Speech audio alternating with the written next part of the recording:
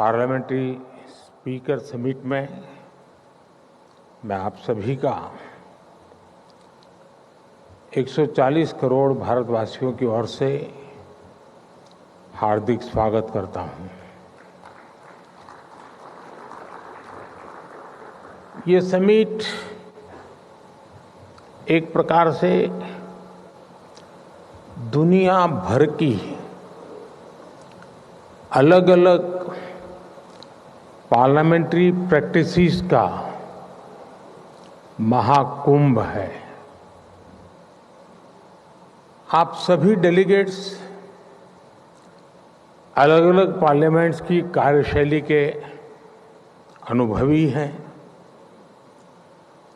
आपका इतने समृद्ध लोकतांत्रिक अनुभवों के साथ भारत आना हम सभी के लिए बहुत सुखद है। फ्रेंड्स, भारत में ये फेस्टिव सीजन होता है। इन दिनों भारत भर में बहुत सारी फेस्टिव एक्टिविटी चलती रहती है, लेकिन G20 ने इस बार फेस्टिव सीजन के उत्साह को पूरे साल भर बनाए रखा है। हमने पूरे साल G20 के डेलीगेट्स को भारत के अलग अलग शहरों में होस्ट किया। इससे उन शहरों में फेस्टिविटी का माहौल बना रहा। इसके बाद भारत ने मून पर लैंड किया। इसने पूरे देश में सेलिब्रेशन को और बढ़ा दिया।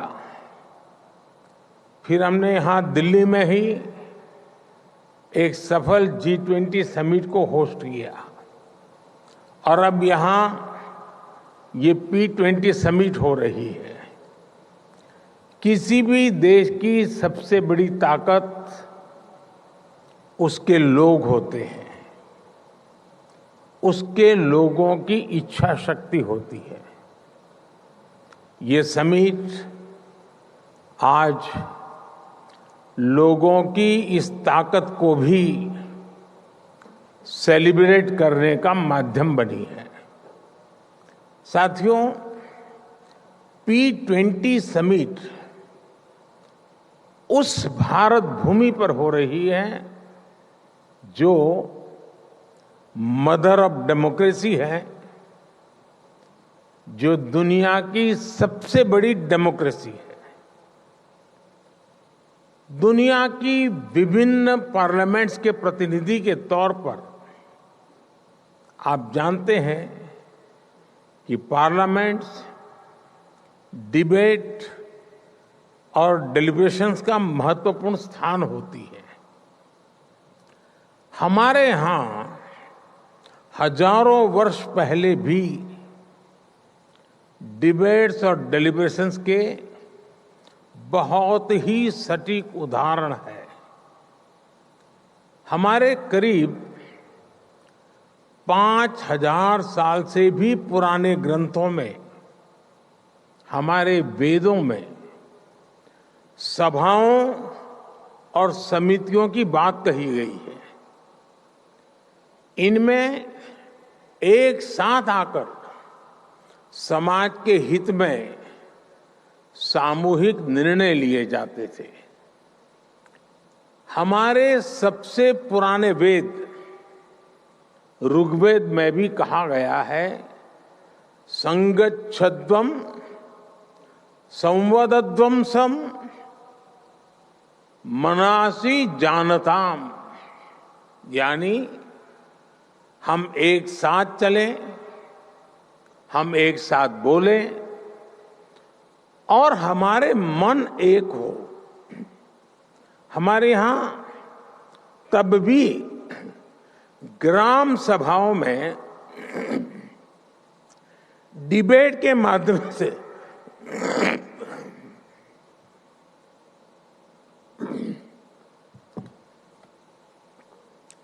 डिबेट के माध्यम से गांवों से जुड़े फैसले होते थे। ग्रीक दूत मैगस्थनीज ने भी भारत में जब इस तरह की व्यवस्था को देखा था तो वो हैरान हो गए थे। उन्होंने भारत के विभिन्न राज्यों के इस सिस्टम पर विस्तार से लिखा है। आप ये जानकर भी हैरान रह जाएंगे कि हमारे यहां तमिलनाडु में 9th सेंचुरी का एक शिलालेख है। इसमें विलेज लेजिस्लेटिव्स के रूल्स और कोड्स का उल्लेख है। और आपके लिए ये जानना भी बहुत दिलचस्प होगा कि 1200 साल पुराने उस शिलालेख पर यहां तक लिखा हुआ है कि किस मेंबर को किस कारण से किस परिस्थितियों में डिस्क्वालीफाई किया जा सकता है। ये 1200 साल पहले की बात मैं कर रहा हूं। मैं आपको अनुभव मंटपा के बारे में भी बताना चाहता हूं। मैग्ना कार्टा से भी पहले 12वीं शताब्दी में हमारे यहां अनुभव मंटपा की परंपरा रही है। इसमें भी डिबेट और डिस्कशन को एनकरेज किया जाता था। अनुभव मंटपा में हर वर्ग, हर जाति, हर समुदाय के लोग अपनी बात के लिए वहां आते थे। जगतगुरु बसवेश्वरा की ये देन आज भी भारत को गौरवान्वित करती है। 5000 साल पुराने वेदों से लेकर आज तक की ये यात्रा संसदीय परंपराओं का ये विकास सिर्फ हमारी ही नहीं बल्कि पूरे विश्व की धरोहर है। साथियों, समय के साथ भारत की संसदीय प्रक्रियाओं में निरंतर सुधार हुआ है। ये प्रक्रियाएं और सशक्त हुई है। भारत में हम लोग जनरल इलेक्शंस को सबसे बड़ा पर्व मानते हैं।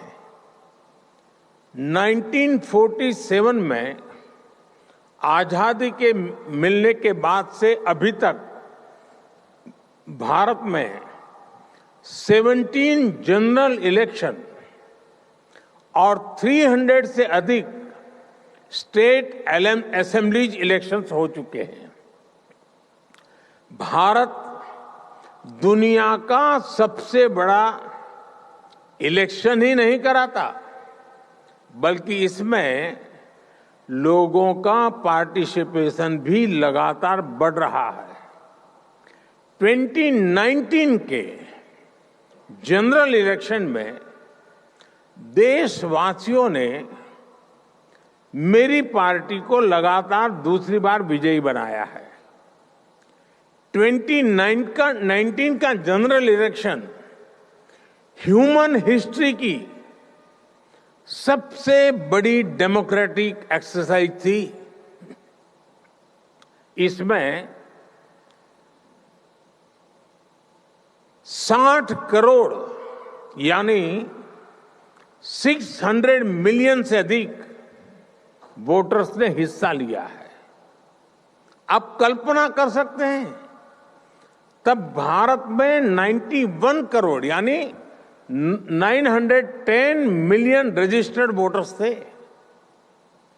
ये पूरे यूरोप की कुल पॉपुलेशन से भी अधिक है। भारत के कुल रजिस्टर्ड वोटर्स में उसमें से 70% के आसपास का टर्नआउट ये दिखाता है कि भारत में पार्लियामेंट्री प्रैक्टिसेस पर लोगों को कितना ज्यादा भरोसा है। और इसमें भी एक इम्पोर्टेंट फैक्टर महिलाओं का सबसे अधिक पार्टिसिपेशन रहा। 2019 के इलेक्शन में भारत की महिलाओं ने रिकॉर्ड संख्या में वोट डाला। और साथियों, सिर्फ संख्या में ही नहीं बल्कि पॉलिटिकल रिप्रेजेंटेशन के मामले में भी भारत के चुनाव जैसा उदाहरण आपको दुनिया में नहीं मिलेगा। 2019 के जनरल इलेक्शन में 600 से ज्यादा पॉलिटिकल पार्टीज ने हिस्सा लिया था। इन चुनाव में 1 करोड़ यानी 10 मिलियन से ज्यादा गवर्नमेंट एम्प्लॉयज ने इलेक्शन का काम किया था। चुनाव के लिए देश में 1 मिलियन यानी 10 लाख से ज्यादा पोलिंग स्टेशन बनाए गए थे। साथियों, समय के साथ भारत ने इलेक्शन प्रोसेस को आधुनिक टेक्नोलॉजी से भी जोड़ा है। भारत करीब 25 साल से इलेक्ट्रॉनिक वोटिंग मशीन ईवीएम का इस्तेमाल कर रहा है। ईवीएम के उपयोग से हमारे यहां चुनाव में ट्रांसपेरेंसी और चुनाव प्रक्रिया में एफिशिएंसी दोनों बढ़ी है। भारत में वोटों की गिनती शुरू होने के कुछ ही घंटों में चुनाव परिणाम आ जाते हैं। अब मैं आपको एक और आंकड़ा दे रहा हूं। ये सुनकर भी आप चौंक जाएंगे। आपको पता होगा कि अगले साल भारत में फिर एक बार जनरल इलेक्शन होने जा रहा है। इस इलेक्शन में 100 करोड़ वोटर्स यानी 1 बिलियन लोग वोट डालने जा रहे हैं। मैं P20 समिट में आए आप सभी डेलीगेट्स को अगले वर्ष होने वाले जनरल इलेक्शन को देखने के लिए अग्रिम निमंत्रण देता हूं।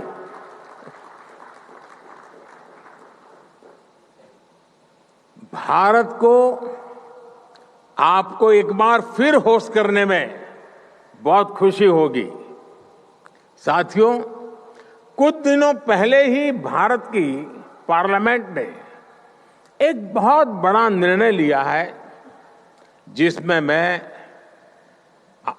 आपको आगे अवगत कराना चाहता हूं। भारत ने अपनी पार्लियामेंट और स्टेट लेजिस्लेटिव असेंबलीज में महिलाओं को 33% रिजर्वेशन देने का निर्णय लिया है।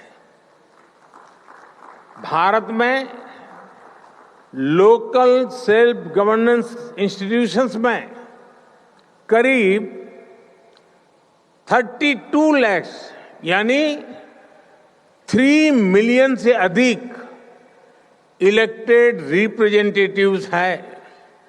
इनमें से करीब 50% विमेन रिप्रेजेंटेटिव्स हैं। भारत आज हर सेक्टर में विमेन पार्टिसिपेशन को बढ़ावा दे रहा है। हमारी संसद द्वारा लिया गया हाल का फैसला हमारी संसदीय परंपरा को और समृद्ध करेगा। फ्रेंड्स, भारत की संसदीय परंपराओं पर देशवासियों के अटूट विश्वास की एक और बड़ी वजह है जिसे आपको जानना और समझना बहुत अहम है। ये शक्ति है हमारी विविधता, हमारी विशालता, हमारी वाइब्रेंसी। हमारे यहां हर आस्था के लोग हैं। सैकड़ों तरह का खान पान, सैकड़ों तरह का रहन सहन हमारी पहचान है। भारत में सैकड़ों भाषाएं बोली जाती हैं। हमारे यहां सैकड़ों बोलियां हैं। लोगों तक पल पल की सूचनाएं पहुंचाने के लिए 28 लैंग्वेजेस में 900 से ज्यादा टीवी चैनल्स भारत में है एंड 24/7 है। करीब 200 लैंग्वेजेस में हमारे यहां 33,000 से ज्यादा अलग अलग न्यूज़पेपर्स पब्लिश होते हैं। हमारे यहां सोशल मीडिया के अलग अलग प्लेटफॉर्म्स पर लगभग 3 बिलियन यूजर्स हैं। इससे पता चलता है कि भारत में इंफॉर्मेशन का फ्लो और फ्रीडम ऑफ स्पीच, उसका लेवल कितना विराट है, कितना सशक्त है। 21वीं सदी की इस दुनिया में भारत की ये वाइब्रेंसी, विविधता में एकता हमारी बहुत बड़ी शक्ति है। ये वाइब्रेंसी हमें हर चुनौती से लड़ने की, हर मुश्किल का मिलकर समाधान करने की प्रेरणा देती है। फ्रेंड्स, दुनिया के अलग कोनों में जो कुछ भी घट रहा है, उससे आज कोई भी अछूता नहीं है। कॉन्फ्लिक्ट्स और कन्फ्रंट्रेशन से आज दुनिया संकटों से जूझ रही है। इन संकटों से भरी दुनिया किसी के भी हित में नहीं है। मानवता के सामने जो बड़ी चुनौतियां हैं, उनका समाधान एक बटी हुई दुनिया नहीं दे सकती। यह शांति और भाईचारे का समय है, साथ मिलकर चलने का समय है, साथ आगे बढ़ने का समय है। यह सबके विकास और कल्याण का समय है। हमें वैश्विक विश्वास के संकट को दूर करना होगा और मानव केंद्रित सोच पर आगे बढ़ना होगा। हमें विश्व को one earth, one family, one future की भावना से देखना होगा। दुनिया से जुड़े फैसले लेने में भागीदारी जितनी अधिक होगी, उतना ही बड़ा इम्पैक्ट होगा। इसी भाव के साथ भारत ने अफ्रीकन यूनियन को G20 का परमानेंट मेंबर बनाने का प्रस्ताव रखा। मुझे खुशी है कि सभी सदस्य देशों ने इसे स्वीकार किया। इस फोरम पर भी पैन अफ्रीका पार्लियामेंट की पार्टिसिपेशन को देखकर मुझे बहुत खुशी हो रही है। साथियों, मुझे बताया गया है कि हमारे स्पीकर ओम बिड़ला जी आपको भारत के नए संसद भवन में भी आज शाम को ले जाने वाले हैं। वहां आप पूज्य महात्मा गांधी को श्रद्धांजलि भी देने वाले हैं। जैसा कि आप जानते हैं कि भारत दशकों से क्रॉस बॉर्डर टेररिज्म का सामना कर रहा है। आतंकवादियों ने भारत में हजारों निर्दोषों की जान ली है। संसद के नए भवन के पास ही आपको भारत की पुरानी संसद भी दिखाई देगी। करीब 20 साल पहले आतंकवादियों ने हमारी संसद को भी निशाना बनाया था और आप जानकर चौंक जाएंगे कि उस समय संसद का सत्र चल रहा था। आतंकियों की तैयारी सांसदों को बंधक बनाने की, उन्हें खत्म करने की थी। भारत ऐसी अनेकों आतंकी वारदातों से निपटते हुए आज यहां पहुंचा है। अब दुनिया को भी एहसास हो रहा है कि टेररिज्म दुनिया के लिए कितनी बड़ी चुनौती है। टेररिज्म चाहे कहीं भी होता हो, किसी भी कारण से होता हो, किसी भी रूप में होता है, लेकिन वो मानवता के विरुद्ध होता है। ऐसे में टेररिज्म को लेकर हम सभी को लगातार सख्ती बरतनी ही होगी। हालांकि इसका एक वैश्विक पक्ष और है जिसकी तरफ मैं आपका ध्यान आकर्षित करना चाहता हूं। टेररिज्म की परिभाषा को लेकर आम सहमति ना बन पाना, ये बहुत दुखद है। आज भी यूनाइटेड नेशंस में international convention on combating terrorism consensus का इंतजार कर रहा है। दुनिया के इसी रवैये का फायदा मानवता के दुश्मन उठा रहे हैं। दुनिया भर की पार्लियामेंट्स को, रिप्रेजेंटेटिव्स को ये सोचना होगा कि टेररिज्म के विरुद्ध इस लड़ाई में हम कैसे मिलकर काम कर सके। साथियों, दुनिया की चुनौतियों से निपटने के लिए जन भागीदारी से बेहतर माध्यम नहीं हो सकता। मेरा हमेशा से ही मानना रहा है कि सरकारें बहुमत से बनती है, पर देश सहमति से चलता है। हमारी पार्लियामेंट्स और ये P20 फोरम भी इस भावना को सशक्त कर सकती है। डिबेट और डेलिब्रेशन से इस दुनिया को बेहतर बनाने के हमारे प्रयास जरूर सफल होंगे। मुझे विश्वास है भारत में आपका प्रवास सुखद होगा। मैं एक बार फिर आप सभी को इस